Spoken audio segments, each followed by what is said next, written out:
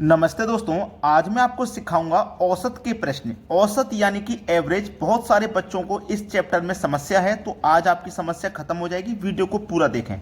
चलिए स्टार्ट करते हैं। पहला सवाल, यदि 11, 23 तथा x का औसत 40 हो तो x का मान कितना होगा। देखो, उसने बोला है 11 प्लस 23 प्लस x। ये जो तीन संख्या है ना, औसत निकालने का सबसे बेस्ट तरीका है कि जितनी संख्या हैं सभी को जोड़ के 1 2 3, तीन संख्या है ना तो 3 से डिवाइड कर देंगे। चार संख्याओं को जोड़ा है तो 4 से डिवाइड, 5 को जोड़ा है तो 5 से डिवाइड। ठीक है, इनका औसत आता है 40, तो x का मान कितना होगा ये पूछा है। चलिए, 11 और 23 को जोड़ेंगे तो ये 34 हो जाएगा। 34 प्लस x बराबर 3 का गुना 40 से कर देंगे तो 120 हो जाएगा। x बराबर 120, 34 इधर आके माइनस का 34 हो जाएगा। तो x का मान कितना आया, 120 में से 34 को घटाया तो x का मान 86 आया। ये हमारे इस सवाल का सही जवाब है, सी ऑप्शन। अब देखते हैं अगला सवाल। अगला सवाल है, यदि 40, 10, 25, 20, 35 x का औसत 25 हो तो x का मान कितना है। जितनी संख्या सबको जोड़िए, 40 plus 10 plus 25 plus 20 plus 35 plus x।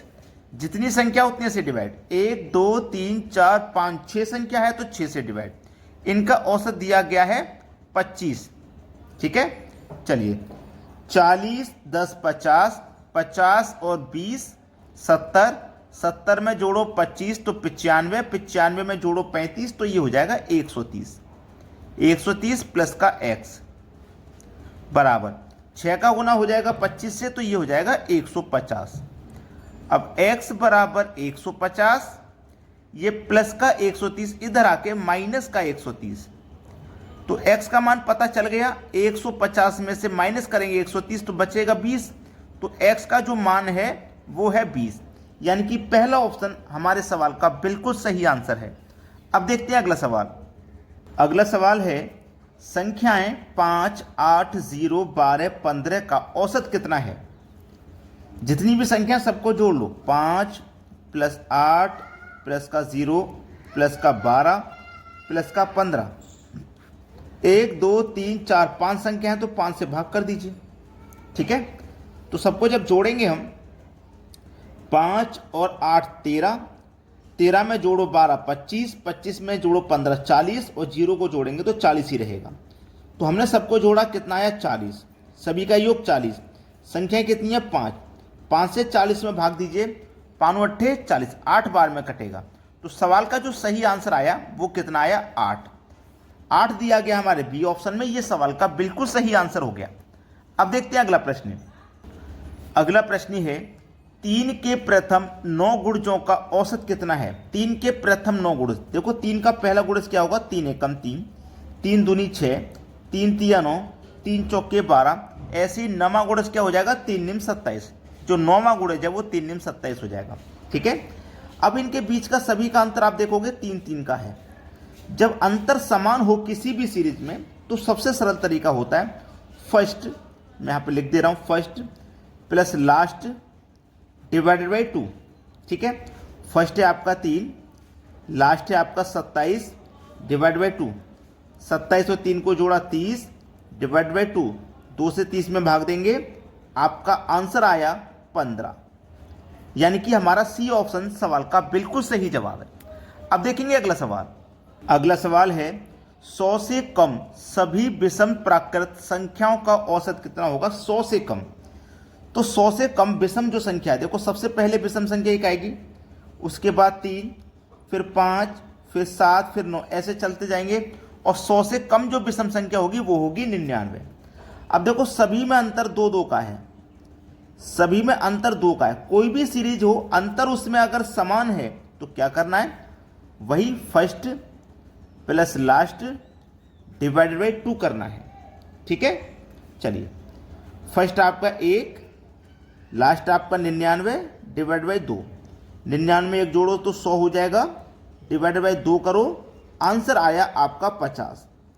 आपका आंसर आया 50, यानी कि बी ऑप्शन इस सवाल का हो जाएगा बिल्कुल सही आंसर।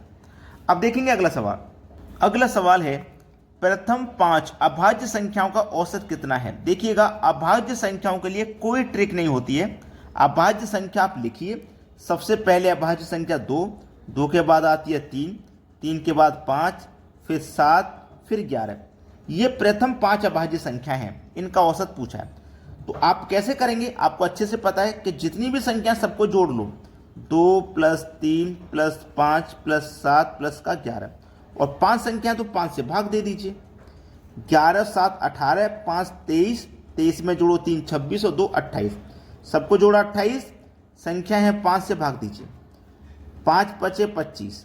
ठीक है, अब 3 बचा तो जाएगा नहीं, 10 में लगेगा 30 हो जाएगा, 5 × 6 = 30, तो 5.6, यानी कि सी ऑप्शन हो जाएगा आपके सवाल का बिल्कुल सही जवाब। अब देखेंगे अगला प्रश्न। अगला सवाल है 1 का स्क्वायर, 2 का स्क्वायर, 3 का स्क्वायर, 4 का स्क्वायर, 5 का स्क्वायर, 6 का स्क्वायर, 7 का स्क्वायर तक हम जाए और हमसे पूछा है कि इसका औसत कितना होगा। देखिएगा, बहुत बढ़िया सवाल है।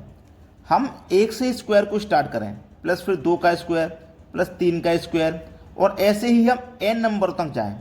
n का मतलब कितने तक भी जा सकते हैं।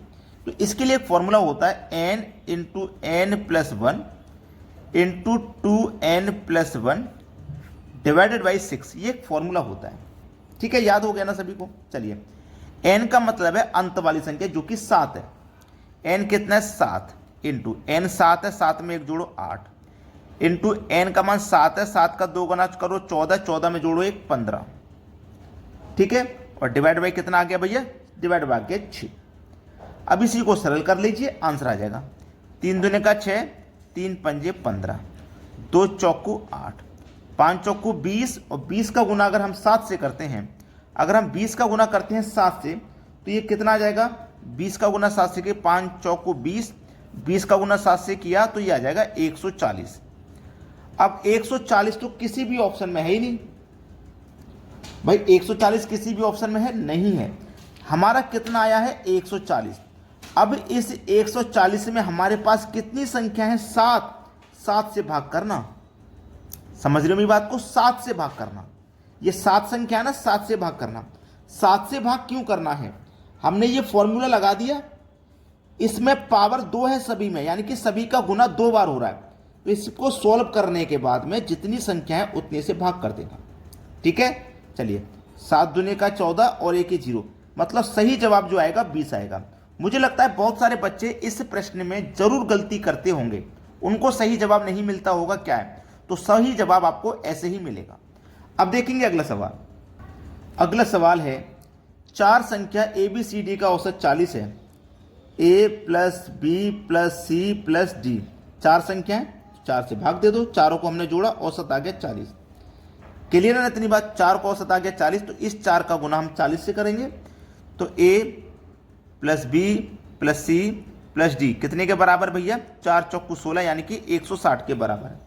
बाद में संख्या A + B + E + F, यही तो है, संख्या 4 है, इनका औसत भी 40 है, संख्या 4 है तो नीचे 4 आएगा।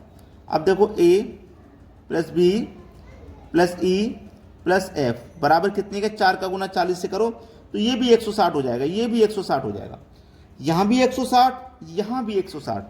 तो ये क्या है भाई, ये हमारा बराबर आ गया। ये क्या हो गया, ये हमारा बराबर आ गया। तो बराबर हमारा कौन सा टर्म है, एक ही टर्म है, C + D और E + F, यानी कि हमारा बी ऑप्शन सवाल का बिल्कुल सही जवाब है। ठीक है, इसको चेक कैसे कर सकते हैं, देखो इसको चेक भी कैसे करेंगे, A B, ठीक है, A और B, इसको हटाया, ये कितना है मेरा CD, तो ये मेरा CD आया, ये कितना मेरा EF, ये मेरा EF आ गया। ये दोनों टर्म क्या है आपस में, ये भी बराबर माने गए, ये तो बराबर थे पहले, दोनों से कॉमन थे, लेकिन ये भी बराबर आए, तो हमारा बी ऑप्शन सही जवाब हो गया। तो सभी बच्चे वीडियो को लाइक और शेयर जरूर करें। ठीक है दोस्तों, धन्यवाद।